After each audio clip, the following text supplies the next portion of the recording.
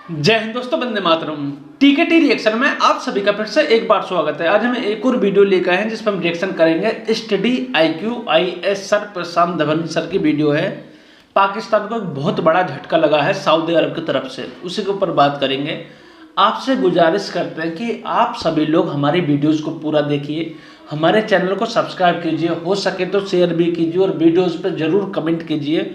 उससे हमको मदद मिलेगी आपकी राय जानने में, और आपकी कोई वीडियो हो तो उस पर हम रिएक्शन जरूर करेंगे।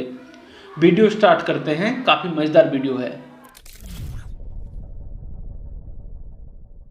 नमस्कार and welcome you to study IQ। मैं हूं प्रशांत धवन। नाउ जो बात हम काफ़ी बार एज्यूम करते हैं कि जर्मनी समझ जाएगा, वेस्ट के काफ़ी सारे और कंट्री समझ जाएंगे, ये बात अब प्रॉपरली समझ चुका है सऊदी अरेबिया। और रिसेंटली पाकिस्तान को भी सऊदी अरेबिया ने यही बात बताई है। आप देखोगे इस पर बहुत सारे आर्टिकल्स पब्लिश हुए हैं कि कश्मीर डिस्प्यूट को लेकर सऊदी अरेबिया ने ओपनली इंडिया का स्टांस दोहरा दिया है। ये मैं कहूँगा एक बहुत ही इंपॉर्टेंट जियोपॉलिटिकल डेवलपमेंट है। आप देखोगे इस पर हिंदी में, इंग्लिश में, हर लैंग्वेजेस में आर्टिकल पब्लिश हो रहे हैं कि सऊदी अरेबिया ने कश्मीर पर पाकिस्तान को झटका दिया है, खुलकर लिया है भारत का पक्ष। नाउ ये सारा इशू क्या है, अचानक से सऊदी अरेबिया और कश्मीर, पाकिस्तान ये सब न्यूज़ में क्यों आ गए, ये मैं आपको समझाता हूँ डिटेल में।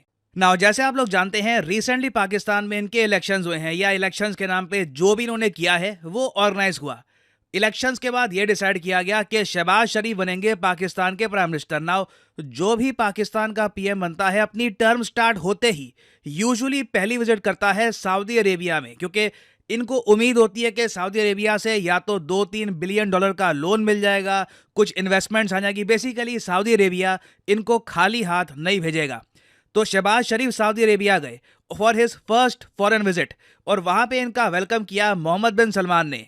और पाकिस्तान ने सबसे पहले देखो लोन का इशू रेज किया। लोन देने में सऊदी अरेबिया बिल्कुल भी इंटरेस्टेड नहीं है। कोई नया लोन कुछ भी सऊदी अरेबिया की तरफ से पाकिस्तान को नहीं दिया गया। हाँ, इन्वेस्टमेंट का वादा कर दिया गया है, जो वादा रियलिटी में कन्वर्ट होगा या नहीं होगा इसका कुछ पता नहीं है। बाय द वे वैसे मैं आपको ये बता दूं, पाकिस्तान में जो फॉरेन डायरेक्ट इन्वेस्टमेंट है ये ऑल टाइम लो $17 बिलियन से भी नीचे जा चुकी है।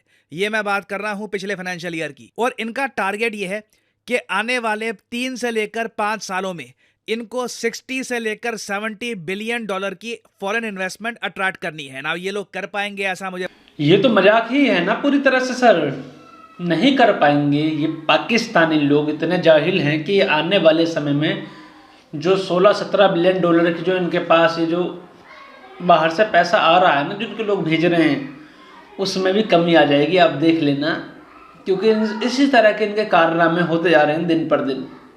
पता नहीं। बट FDI मैं आपको बता दूं एक ऐसा एरिया है जहां पर हर कंट्री चाहता है कि मैक्सिमम FDI उस कंट्री में आए। इंडिया का भी आपको पता होगा टारगेट है कि हर साल $100 बिलियन की FDI हमारे देश में आनी चाहिए, और इंडिया में वो एबिलिटी है कि एक बार को हम इस गोल को अचीव कर लेंगे। मगर पाकिस्तान के केस में देखिए, जो ये 60-70 बिलियन डॉलर्स का अमाउंट है ये बहुत मुश्किल होने वाला है, क्योंकि गिनती के 3 देश ही हैं जो पाकिस्तान में कुछ इन्वेस्टमेंट्स का मेंशन भी करते हैं।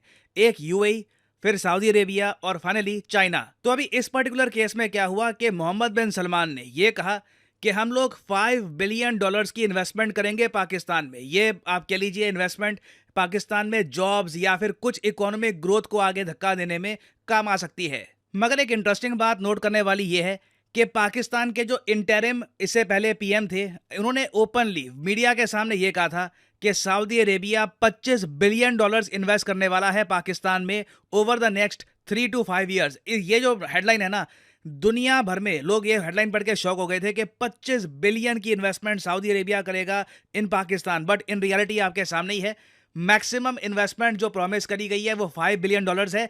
वो भी पता नहीं कि इस फाइनेंशियल ईयर में सऊदी अरेबिया करेगा भी या फिर वो बस एक वर्बल बात थी। और एक कंपैरिजन के लिए मैं आपको बता रहा हूं कि मोहम्मद बिन सलमान और PM मोदी ने मिलकर यह बात कही थी कि दोनों कंट्रीज का टारगेट है कि $100 बिलियन की FDI भारत में आएगी फ्रॉम सऊदी अरेबिया। ना मैं यहाँ पे वैसे एक बात ऑर्डर करना चाहूँगा। आप में से हो सकता है कि कई लोग ये पूछे कि ये भी जो न्यूज़ आ रही थी कि सऊदी अरेबिया IPL में एक स्टेक परचेज कर सकता है, उसका क्या हुआ। देखिए उसके बारे में जय शाह जो BCCI के आज के समय सेक्रेटरी हैं, इन्होंने ओपनली कह दिया कि नहीं, ऐसा अभी के लिए इंडिया अलाउ नहीं करेगा। सऊदी अरेबिया की कोई $5 बिलियन की इन्वेस्टमेंट IPL में अलाउ नहीं की जाएगी। हाँ, ये हो सकता है कि शायद फ्यूचर में सऊदी अरेबिया बैक करके कुछ टीम्स परचेज करे इन आईपीएल। उसमें ऑफ कोर्स टाइम लगेगा, बट आईपीएल की वैल्यू जिस तरीके से बढ़ती जा रही है, इंडिया को कोई इंटरेस्ट नहीं है कि इतना बड़ा। ये तो भारत में सबको ही पता था सर कि हिंदुस्तान इस तरह का काम नहीं करेगा। जो अपनी आईपीएल की टीम में जो इतना बड़ा ब्रांड बनाया है, उसका इतना बड़ा स्टेक सऊदी अरेबिया को दे देगा, नहीं, ये पॉसिबल है ही नहीं। हाँ, बस यही काम हो सकता है जैसा कि आपने बताया कि जैसे कि हिंदुस्तान के लोग टीम खरीदते हैं, ये भी एक टीम को बैक करें, एक टीम को खरीद लें और फिर मैच हो सकता है। बस इससे ज़्यादा भी भारत नहीं करेगा कुछ भी, क्योंकि भारत की जो आईपीएल की वैल्यू काफ़ी हद तक काफ़ी बढ़िया हो चुकी है। हम सऊदी अरेबिया को बेच दें ना। अब यहाँ पे आप समझ गए कि शहबाज शरीफ सऊदी अरेबिया गए क्यों थे।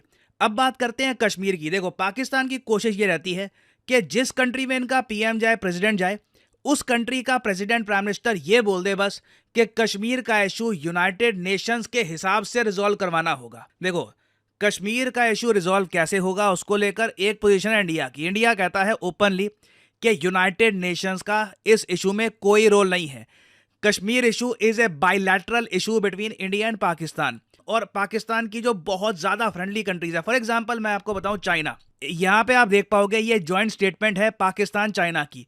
ऑलमोस्ट हर जॉइंट स्टेटमेंट में आप देखोगे सेम भाषा यहां पे लिखी होती है, जहां पे चाइना खुल के ये बात कहता है कि the Chinese side reiterated that Kashmir issue was a dispute left from history and should be properly and peacefully resolved based on UN Charter, relevant UN Security Council resolutions and bilateral agreement. Now ये बात India कभी भी accept करता नहीं है, इसलिए आप देखोगे जब भी चाइना पाकिस्तान के लीडर्स मिलते हैं और ये कश्मीर और यूएन की बात कर देते हैं, इंडिया ऑब्जेक्ट करता है। आपको याद होगा कुछ टाइम पहले जर्मनी की जो विदेश मंत्री है, उनके मुंह से भी एक्सीडेंटली ये बात निकल गई थी कि हम चाहते हैं कश्मीर का इशू यूएन के हिसाब से रिजॉल्व हो, और इंडिया ने उसके बाद आपत्ति जताई थी और जर्मनी को फिर एक बड़ा यूटर्न लेना पड़ा और ये कहना पड़ा कि हाँ नहीं, कश्मीर का इशू बायलैटरली। आप सभी को तो याद भी होगा जो डोनाल्ड ट्रंप वाला मामला था, तो डोनाल्ड ट्रंप ने भी ऐसे कुछ भाषणबाजी की थी, मुफट आदमी है ना, कि हम समझौता करवाने को तैयार है और भारत और पाकिस्तान के बीच कश्मीर को। तो हमारी गवर्नमेंट ने उस समय भी काफ़ी ही ज़्यादा अच्छा जवाब दिया था यूएस गवर्नमेंट को, और बाद में जो यूएस गवर्नमेंट के लोग थे उन्होंने बोला कि डोनाल्ड ट्रंप का पर्सनल ओपिनियन है, ये जो यूएस गवर्नमेंट की इस तरह की पॉलिसी नहीं है, इस तरह की थिंकिंग नहीं है। तो भारत अपना काम काफ़ी अच्छी मजबूती से कर रहा है, हर समय पर सॉल्व होगा। और यहाँ पे आप देख पाओगे उस टाइम का आर्टिकल है कि जर्मन विदेश मंत्री की irresponsible statement in seeing UN role in Kashmir. तो अब देखो, आप इमेजिन कर सकते हैं, चाइना खुल के कहता है कि यूनाइटेड नेशंस को इन्वॉल्व करो कश्मीर का इशू रिजॉल्व करवाने के लिए। पाकिस्तान ये चाहेगा कि सऊदी अरेबिया, एक ऐसा कंट्री जहां पे इनके प्राइम मिनिस्टर सबसे पहले जाते हैं, फॉरेन पॉलिसी के हिसाब से आप कह लीजिए पाकिस्तान ज्यादा इंपॉर्टेंस देता है सऊदी अरेबिया को देन इवन चाइना। तो पाकिस्तान को उम्मीद थी कि मोहम्मद बिन सलमान भी ये कह देंगे कि देखो यूएन के जो रेजोल्यूशंस हैं उनके हिसाब से कश्मीर का इशू रिजॉल्व करवाना होगा। But to Pakistan surprise, Saudi Arabia ने सीधा जो दिल्ली का स्टांस है कि ये एक बायलैटरल इशू है, दोनों कंट्रीज आपस में बैठ के इसको रिजॉल्व करेगी, ये बोल दिया, यूएन का मेंशन तक नहीं किया। और ये मैं आपको बता दूं एक बहुत बड़ी बात है। अब आप समझ गए होंगे कि फॉरेन पॉलिसी के हिसाब से ये इतना बड़ा इशू क्यों है, क्योंकि पाकिस्तान चाहेगा कि maximum number of countries UN Kashmir बोले, ताकि इवेंचुअली ये इशू इंटरनेशनलाइज हो और यूएन में पाकिस्तान इस इशू को और ज्यादा ग्लोबल सपोर्ट के साथ रेज कर पाए। बट अभी आप कह लीजिए चाइना के सिवाय गिनती के 1-2 देश ही हैं जो पाकिस्तान की इस पॉलिसी को सपोर्ट करते हैं। इवन यूएसए भी आप देख लीजिए, वो खुल के कहता है कि कश्मीर का इशू बायलैटरली ही रिजॉल्व किया जाएगा बिटवीन इंडिया एंड पाकिस्तान। और यूएसए से ये बात बुलवाना कि कश्मीर एक बायलैटरल इशू है बहुत ही मुश्किल काम था। Through out 1970s 80s US काफ़ी बार पाकिस्तान का सपोर्ट करता था, कहता था कि यूएन को लाओ कश्मीर में, यूएन को इन्वॉल्व करो। तो जो ये बायलैटरल इशू है, ये बात जो यूएसए कहता है ना, अभी आप कह लीजिए इंडिया के लिए एक डिफाइनिंग मोमेंट थी। यूएसए के बाद से ही हमने देखा है कि धीरे धीरे फिर सऊदी अरेबिया, यूएई, एक एक करके कई इंपॉर्टेंट कंट्रीज अब खुल के कहते हैं कि देखो कश्मीर यूएन में तो नहीं जाएगा, बायलैटरली इंडिया पाकिस्तान ही रिजॉल्व करेंगे। हाँ, बीच में मैं कहूँगा जब डोनाल्ड ट्रंप का टाइम आया था तो ट्रंप ऑब्वियसली सुनते नहीं है, जो इनको ब्रीफ्स दी जाती है, जो इनको इंस्ट्रक्शंस दिए जाते हैं, ज़्यादातर उसको इग्नोर कर देते हैं। तो आपको याद होगा ट्रंप ने एक बार इमरान खान के साथ बैठकर ये कह दिया था कि मैं हेल्प करने को तैयार हूं, मैं इंटरवेंशन करूंगा कश्मीर इशू में। तो उस टाइम भी इंडिया ने डोनाल्ड ट्रंप को भी कह दिया था कि कश्मीर एक बायलैटरल इशू है, और उसके बाद डोनाल्ड ट्रंप के अलावा जो यूएस गवर्नमेंट में बाकी लोग हैं, सबने ये बात दोहराई कि हाँ जी, ट्रंप ने जो बात कह दी है वो आप कह लीजिए ट्रंप के मुंह से ही निकली है। यूएस गवर्नमेंट का स्टांस नहीं है। यूएस गवर्नमेंट ओपनली मानती है कि Kashmir is a bilateral issue, और सेम बात यहां पर कही है सऊदी अरेबिया ने। और यहां पे मैं आपको ये बता रहा हूं कि ये स्टेटस अचीव करने में भी कई सालों की मेहनत लगी है, डिप्लोमेसी इन्वॉल्व हुई है, तभी जाकर आज के समय इंडिया कॉन्फिडेंटली कश्मीर के इशू को लेकर दुनिया को कह सकता है कि ये एक बायलैटरल इशू है। और फाइनली यहाँ पे मैं आपसे एक सवाल ही पूछूंगा जिसका आंसर आप सब लोग करोगे कमेंट सेक्शन में, कि हाल ही में इनमें से किस देश ने पहली बार, इतिहास में पहली बार पार्लियामेंट्री इलेक्शंस करवाए हैं। अब ये जो ऑप्शंस आप देखोगे, आप देखकर खुद ही सोचोगे, वेट, पार्लियामेंट्री इलेक्शंस पहली बार, और वो भी इन कंट्रीज में? जी हाँ, ये हुआ है, वर्ल्ड न्यूज बनी है। बताइए सही आंसर क्या है? कुवैत, कतर, सऊदी अरेबिया या ओमान? पहली बार पार्लियामेंट्री इलेक्शंस अंडर शेख अमीर मिसाल किस कंट्री में हुए हैं? लिखिएगा इसके बारे में कमेंट सेक्शन में। जो लोग सही आंसर देंगे उनकी कमेंट को मैं हार्ट दे दूंगा, ताकि बाकी लोग समझ पाएं कि सही उत्तर क्या है। और फाइनली यहाँ पर मैं ये भी ऐड कर दूं कि स्टडी आईक्यू के यूपीएससी कोर्स में एक स्पेशल ऑफर चल रहा है, जिस चलिए वीडियो खत्म हो गई है और हम सभी को पता चल गया कि जो इस टाइम पर भारत के जो पावर है, जो भारत का जो जिस प्रकार से भारत आजकल बिहेव कर रहा है, तो उससे क्या क्या बातें सामने निकल कर आ रही हैं। देखिए, जो गलतियां हमसे शुरू में हुई थी, अगर हम यूएन में नहीं भी जाते ना, तो भारत के पास आज पूरा कश्मीर होता है, ये सब मानते हैं और सबको ये बात पता है। लेकिन जो पाकिस्तान है वो एक छोटी सोच का मालिक है, और उसके जो लोग हैं जो उनको कंट्रोल करते हैं पाकिस्तान को, उनका भी यही थिंकिंग है, यार जो हो रहा है उसको होने दिया जाए। अभी हर बार यूएन चिल्ला देते हैं, लेकिन यूएन की जो टर्म्स एंड कंडीशन है उनको ये खुद ही फुलफिल नहीं कर पाते हैं। यूएन की टर्म्स एंड कंडीशन में है कि जो पाकिस्तान वाला जो पीओके कब्जा रखा है पाकिस्तान ने, उसके अंदर जितने ही पाकिस्तानी मिलिट्री है उसको निकालें, जो पाकिस्तानी लोग जितने भी हैं पहले उनको निकालें, उसके बाद उसके अंदर जाकर जो वोटिंग वगैरह सिस्टम है वो होगा, और जो जीतेगा उसको मिल जाएगी।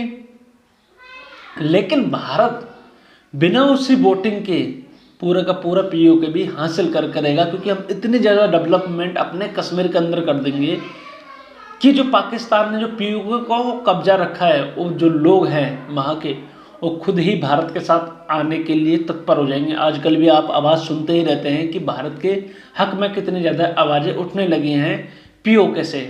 आप सभी अपनी राय जरूर दीजिएगा, कमेंट और शेयर ना करना भूलें। जय हिंद दोस्तों, वंदे मातरम।